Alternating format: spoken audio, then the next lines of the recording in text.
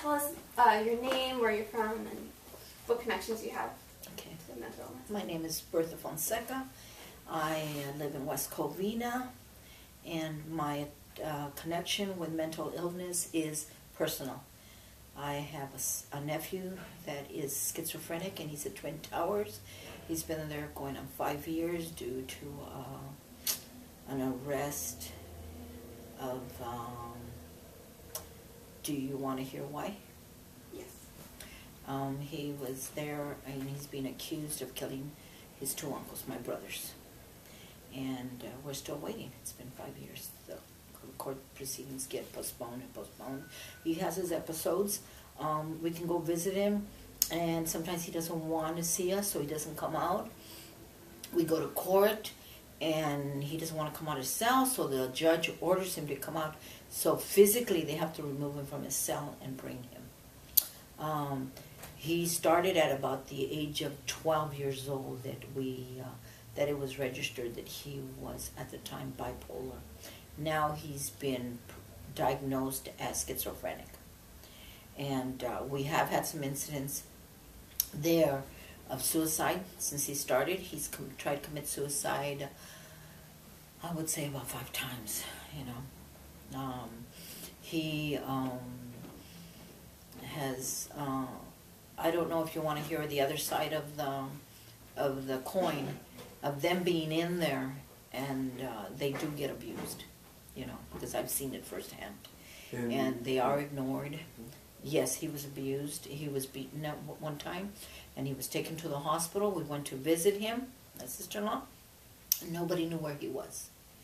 And, oh no, he came out and he was bruised, and he said, well, they beat me up, and we don't know what is real to him and what isn't, because, you know, to him reality isn't reality like it is to us. But she right away called the watch commander, and the watch commander investigated, and yes, he had been taken to General Hospital for a beating.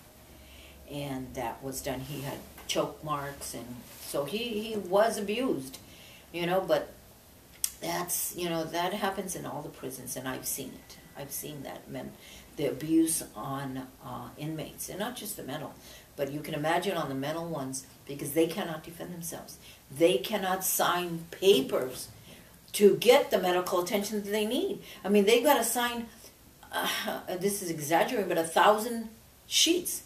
And they don't just sign one. They got to send it and then resend it and resend it, because I know, because I personally had to assist someone in that area to get medical attention.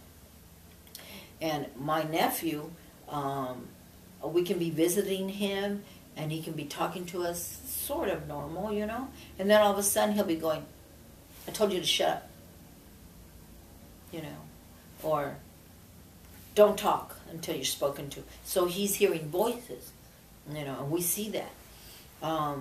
He's a cutter. He cuts himself. Anything he finds. So he's been under observation in a glass cell on and off through the 5 years that he's been at Twin Towers. And his case, we don't know how much longer it's going to go. You know, he has some, his moments are always bad.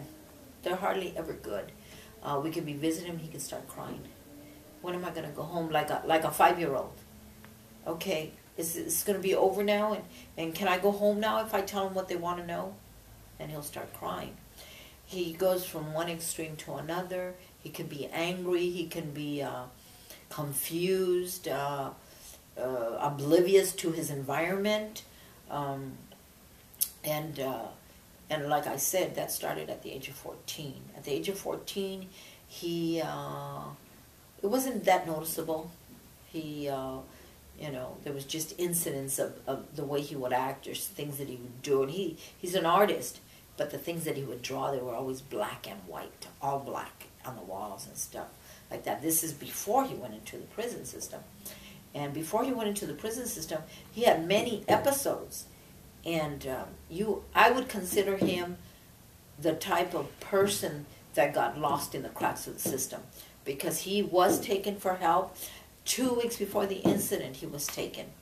And my brother at the time, thank God, when he was alive, him and his wife told him, my son needs help, this and this and this and this. They released him in 12 hours instead of putting him in a hospital, instead of putting him someplace where he needed help. And that's just one out of many incidents that the system, you know, is not helping. It's not helping. And he is one of millions of cases within the prison system. Because in the prison system, I have witnessed in my 20 years, children, and I say children because they're like 24 years old, but they're acting like 5 and under.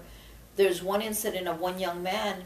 He was just a little kid. And when his mother would visit him, he spent the whole time with his head on her shoulder, playing with her hair, and no conversation. And his eyes are drawn in black, and he just looked all drawn, like sucked up, you know, like he really didn't look good. And within his cell, he acted crazy. He'd bump against the wall, he'd flap his wings, jump off the the bunk bed. I mean, these are things that happen, and his inmate would try to bring it to the attention of the officers and stuff. This young man needs help. He would try and help him to teach him how to take care of himself so he wouldn't get abused, because he was just starting his sentence, a life sentence. And this same child, his mother would put money on his books because, you know, she loved him. I met the mother. I know them. I spoke to them. We tried to give her advice that he needed to be in a hospital and not in general population. Because when they're in general population, if they get put in with someone that is a criminal mind, they will abuse that child. They will abuse them in every way that they can get away with. And that's his inmate. That's his cellie. Now we're talking about the guards, you know. Abusing him verbally, psychologically, use them as a joke, ridicule them. And, I mean, there's just so much that is, what's the word, encumbers what goes on in the prison system. And this young man, another thing, his mother would put money on his books, $100. He would go and buy candies for boxes and boxes of candy, and that's all he would eat. I mean, if he was in a hospital, he would have to have his 3 meals, good ones. He would have his medication. He would have everything. But yet they left him in the general population. He's one of many, you know. And I have other incidents, but he's, you know, one of a lot. And it's so sad. Going back to my nephew, you know, we're still waiting. We don't even know if he did it or didn't do it. But he's there and he needs help, and what else can we, you know, what else can we do? We're just, his court proceedings get postponed and postponed. And another thing, too, is because they don't get help, some of these people, my nephew gets the help that he needs because we see to it. We make phone calls. We check with a watch commander. They know there that he's not alone. They know there that if we see something out of place when we visit him, guess what? They're going to get a phone call. And we have learned to work with the system, with the people that are there. You know, no names, no people. Because sometimes, as they say, it's who you know sometimes. And so my sister-in-law knows the chaplain there. She knows the watch commander. She knows the guards. And they know her because she's there 2 days a week, every week. And I go in there also. I go there every other week or once a month. Or if she's sick, I'll go. But he's never without a visit, or his sister will go. He has support from his family, which that's something that a lot of other inmates don't. There's one inmate that I'm going to share because of what we're talking about. This man, he's criminally insane. He is in general population. Right now he was just put in the hole, but he killed his wife. He killed his wife, he stabbed her, and then he stabbed himself, killed himself, or tried to kill himself 15 times, and he survived. So now he's in prison. He's a danger to himself, a danger to others, they've tried putting in other cellies in his room, and they don't survive because either he tries to choke them to death or he beats them to death. So he's by himself. But why is he there in general population? Why isn't he in a hospital where he could get the medical attention that he needs? Because obviously there's something wrong with his brain. And now, right now, because finally he's written a letter to the system, to the prison there, that he was going to hurt himself or hurt someone else. And they had to put him in the home. They were forced to because this letter was written. But this man has been in general population, danger to himself and a danger to others. I mean, there's always, how should I say, circumstances, and I understand that it's hard for the guards and the people that work in the system, but they need to be educated in this field. Because if you're not educated in this field, they do not understand, they do not have the compassion, they do not have the heart for these men, and they do not understand the symptoms or the psychological end of it. And so they are uneducated in that field. And it's not, it's not fair to them, and it's not fair to the inmates. And yes, the inmates are there, they committed a crime, they're paying, for their crime, but why should they be made to pay, some more? They're already paying for it. They're there to be rehabilitated. And that is what the system is supposedly called. It's, what do they call it? What's the word? I'll tell you. It's a facility. Oh, darn it. Oh, here it is. It's a correctional facility of rehabilitation. That is what the CDCR is called. Where's the rehabilitation? If they're being abused, physically, verbally, psychologically, And a lot of these men, speaking in general, a lot of these men, they go in there young, strong young men, handsome, healthy, and due to the abuse that they get or the neglect that they get, they eventually become mentally ill. Because I've seen it. I've seen it in young men that become, and they end up in the mental institute, in a mental hospital because of the abuse and stuff. And I'm not saying it's right or wrong. I'm just saying this is what's happening, and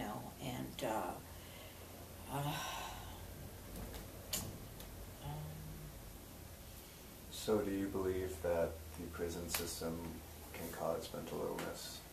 Yes, I've seen it. Yes, without a doubt. Because some of these guards, and I know nice guards, okay? I'm not throwing them all in the same hat. I know that they literally wear them down mentally, psychologically, by the way they treat them or what they say to them or tease them or mock them or use them as in a like a game, They allow them to beat each other. They allow them to, and to them it's a sport, like a sport. Yeah. There, yes, and some of these, like I said, they go in there young and other, but from all the aggravation and everything, some of them cannot handle it. It's bad enough that they're handling that they're in prison, have a life sentence, and maybe nobody's going to visit them, or they only have their mom. Some of them they only have one person to visit them, which the majority are women. Sad to say. And you know what? They lose that one person, and what do they have left? Nothing. And I'm not excusing their crime. I'm not excusing, why they're there, and any of that. But everything should have. The crime should suit the punishment, But some of them think that they should be punished some more when they're already doing life. They're never going to get out. So some of these men say, well, what do I have to lose? You know, I mean, you know how they say this cliche? They said, "What can you give me? What are you gonna do? Put me in jail? You know, put me in prison? I'm already here. Whatever I do." And but speaking of the mentally ill, and as an advocate for them, really, they cannot fill out papers. They cannot take care of themselves. They cannot function normally in society. They're being abused in every way, made mockery of, ridiculed. And when, let's say they do go, like, for some help, and even the guys that are sort of normal, they've been giving the runaround. The system drags their feet. You know, like, we get a stomach ache. And what do? We go to the store, we buy Alka-Seltzer, we take it, and we feel better. Isn't that right? But if they get a stomach ache, guess what? They've got to wallow in it, roll in it, and wait until they feel like giving them something. And I know, first experience, I've seen it. I've seen it in inmates, because I visit, other inmates besides the person that I have in there. And that is my ministry. Do you guys have any other questions? Anything else? I mean, I have plenty of more information, but I don't know. I have other stories.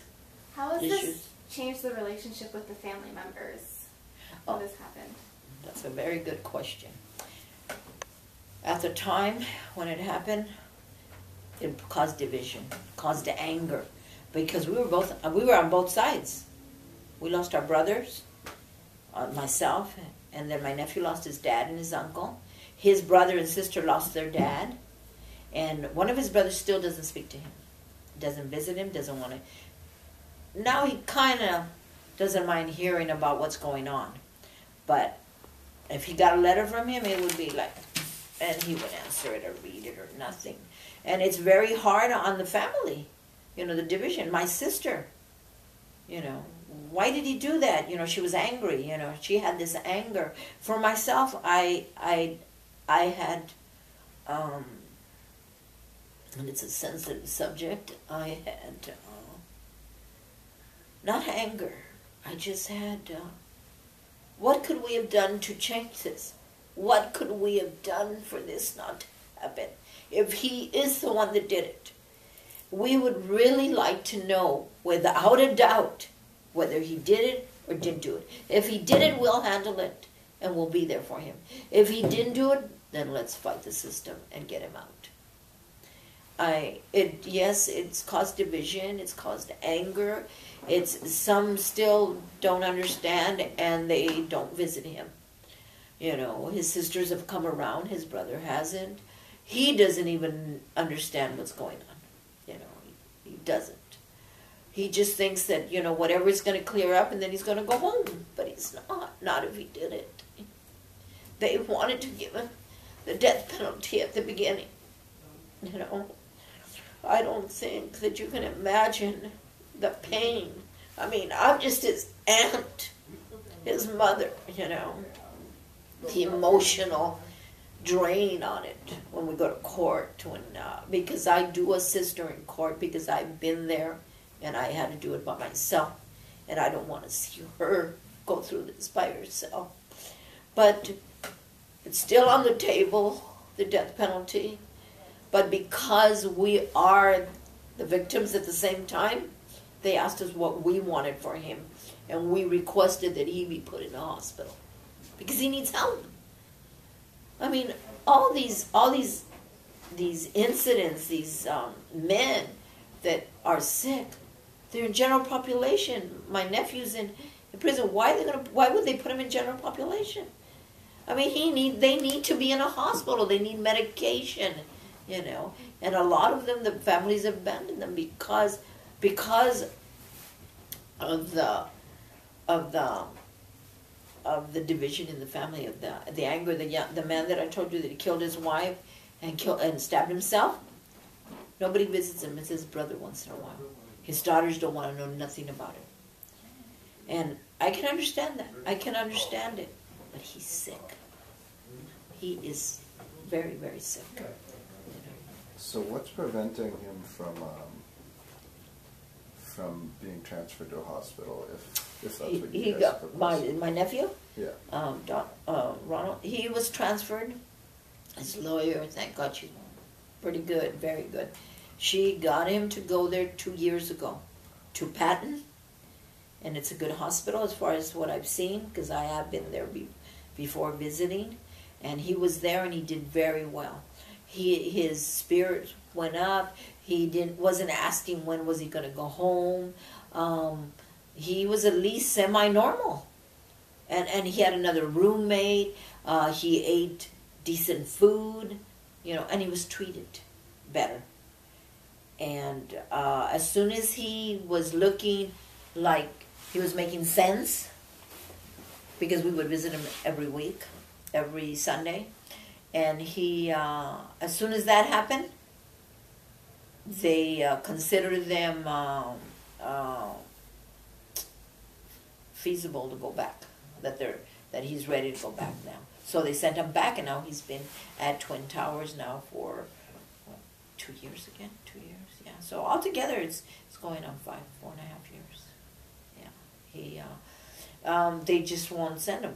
They basically, I think, my opinion is that they want to see if he's really sick, if he's not,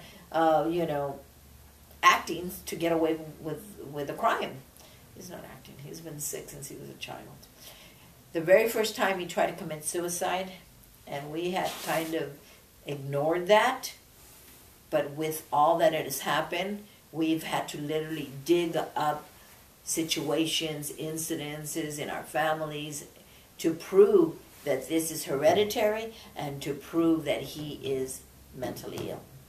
He tried to commit suicide when he was about 9 years old. He hung himself in the garage. And when his brother found him, he said, "I was just playing." I don't think so. Yeah, he was trying to hang himself. And through that, other incidences that have happened through the years, And then finally, at the age of 14, he was diagnosed with bipolar.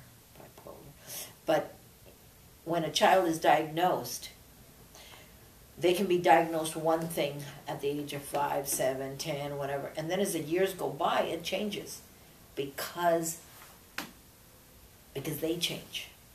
Their aggressiveness or their aloofness, or whatever their personality and character changes, so their diagnosis changes. And I speak this from a personal point of view because I worked in the mental hospital for some years with children and adults. It can change their diagnosis.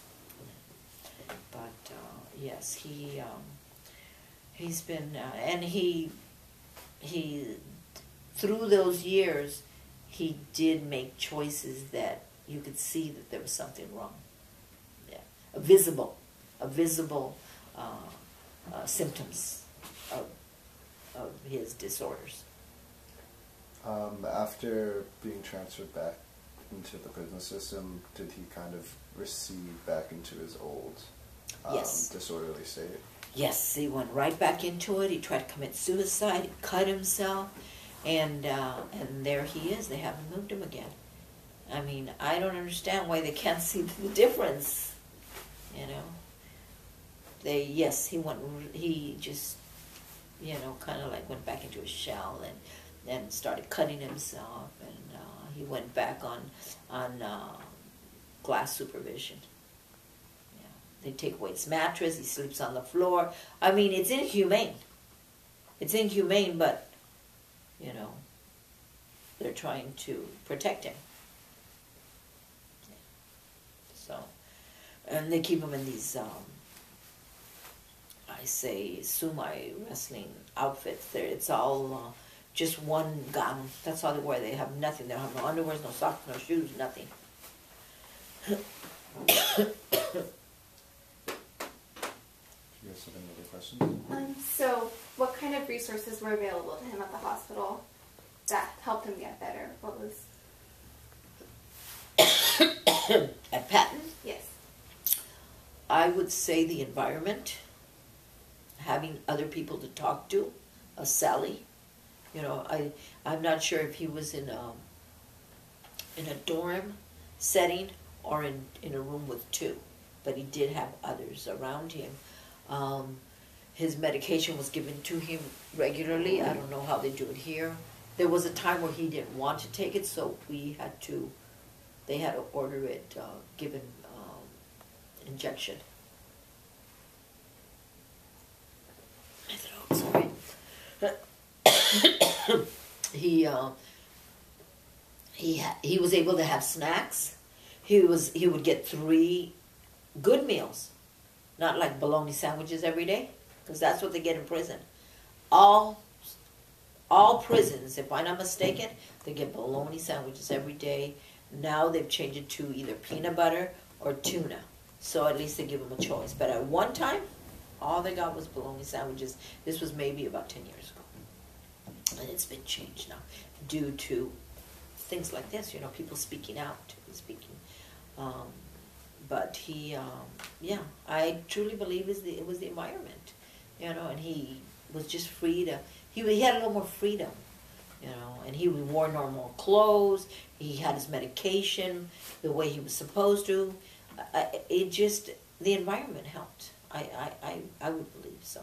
He was happy there. He was happy. Over here, he's isolated, 24/7. He has no one to talk to. And who knows how they treat him? We don't know. We pray every day that he's being treated decently, at least. And he doesn't come out for groups. He doesn't come out to watch TV. He's very isolated. He isolates himself when he does have the opportunity to come out. Because we do ask him, you know, did you come out to, you know, did you go to your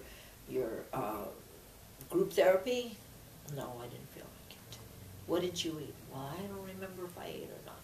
You know, he was 2 different people when he was at Patton and where he's at now. See, so I don't know. You know, we pray that the system can be changed to make a difference in the lives of these men. I mean, they're going to be in there forever. So, anything else, ladies and gentlemen? I think one last question, unless you guys have another one.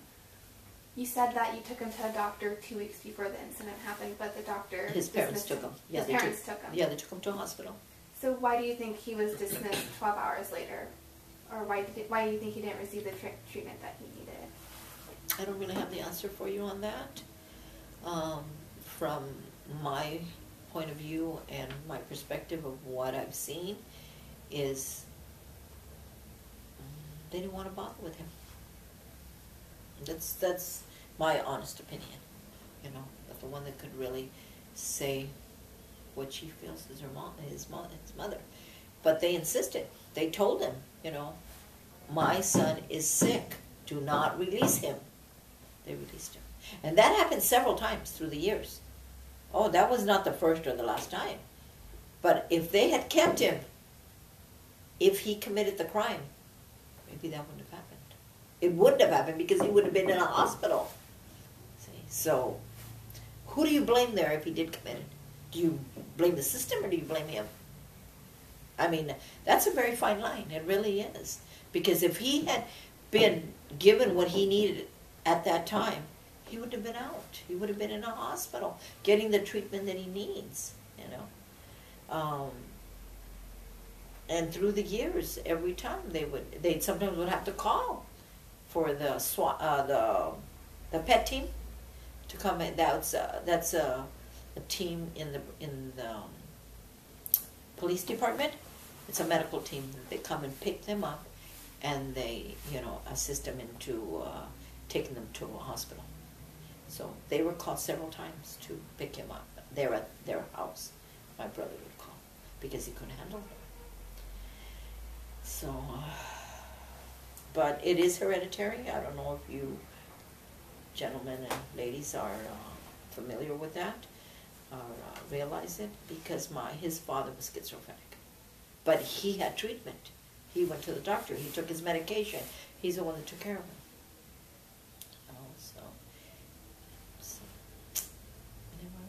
Was Ronald aware of his schizophrenia or bipolar? Yes, he was to an extent. But you see, those illnesses are like vicious circles. You can get them on medication, and once you get them on medication, they take the medication, but after a while, they always change them on them. So it makes them feel groggy, makes them feel sick. They don't like the way they feel.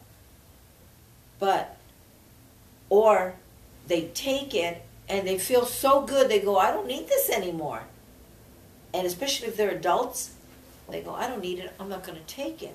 So guess what? A week later, they're back to where they were. So now they're at a point where I don't want to take medication. I don't need it. Their mind tells them this, It's a vicious circle in that field of illness, because you can get them on medication, they're doing great, and they really do well, and they feel good. But then sometimes they get to the point where they feel so good, they go, I don't need it. And then they don't take it, and then a week later they're back to where they were. So that what happens? So they're back to the thing. And to get them to take it again, sometimes it takes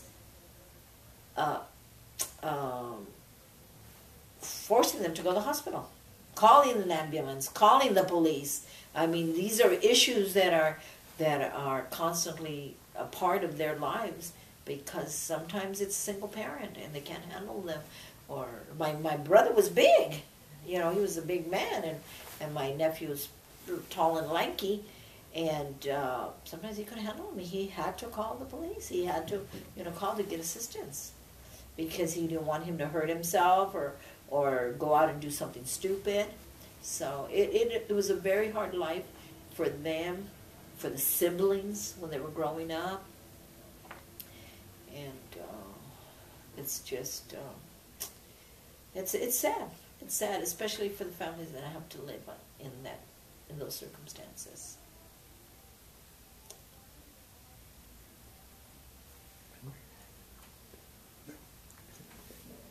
Anything else?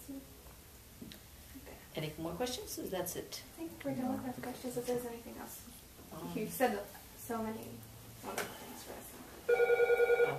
I have plenty more, but if that'll help you, that's it. Mm-hmm. Good. Could have been me that was a schizophrenic. People that are mentally ill, like they don't choose to be. It happens for whatever reasons. Either they were abused when they were a child. If you investigate the percentage of mentally ill that are in there, sex offenders, any of those mental illnesses, there'll be some abuse in their childhood. There'll be something that happened to them when they were a child or in their life before they got there. Then that is why they are what they are today.